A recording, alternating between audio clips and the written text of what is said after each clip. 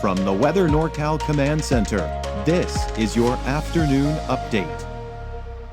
Your weekend weather update is made possible by Caltrans District 2.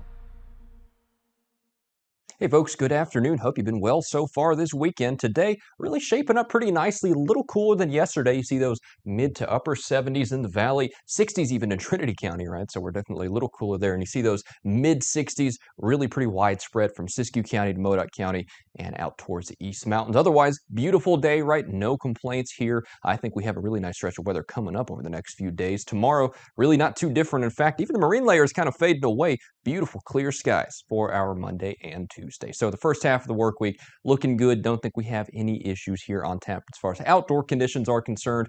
But I do want to take a look at the end of the week a little bit. We've been talking about this active pattern that'll probably settle back in, and I do think it will. Watch this. So I'm going to step off here real quick. Look off to the northwest. By Thursday, here we go. That stretch of moisture start to creep in. And by Friday, Saturday, boom, pushes right into the North States. So Friday night, Saturday, likely into Sunday as well. We see several pushes of moisture with rain and snow moving on in here. As a result, of course, it's unsurprising, the Climate Prediction Center, the CPC, has highlighted much of the western United States from the Pacific Northwest all the way down to us here for well above average chances of precipitation as we head into this last week or so of October. In fact, look at this. I was talking about this yesterday. This is the scale, right? So, of course, in those tans, that's the below average corridor. If you're in the grays, you're about where you should be. And as you get greener, greener, greener, and greener, you get higher, higher, and higher above average. And look at that. We're pretty much in the bullseye of the highest chances that you can get. So we are certainly going to get wetter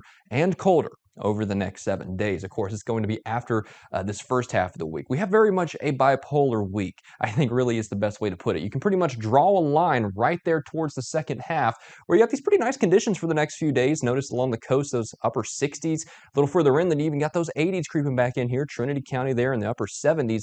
Then we start with the temperatures plummeting down, and then towards the end of the week, especially second half of Friday and Saturday, here it comes, that rain and that snow. As of right now, I'm thinking snow levels will start around 6,000 feet, but they'll probably drop deeper and deeper into the weekend, maybe down to 5,000 feet or lower. So Mount Shasta City, Alturas, Modoc County, and the East Mountains, yeah, we are kind of pretty much in the same pattern, right? Of course, we're not going to be too different from there. Upper 60s, lower 70s for now, but those will turn into 50s and even 40s in the extended term. Notice those lows getting closer and closer to freezing, so we'll watch to see how low those snow levels get. Of course, as we get closer to it, Mike will have you updated as to specifics on that. Redding, Red Bluff, Chico, all of us in the valley will probably see some precipitation with this as well. This is not one of those systems as usual where it just kind of hits the Trinity Alps and dissipates. No, no, no.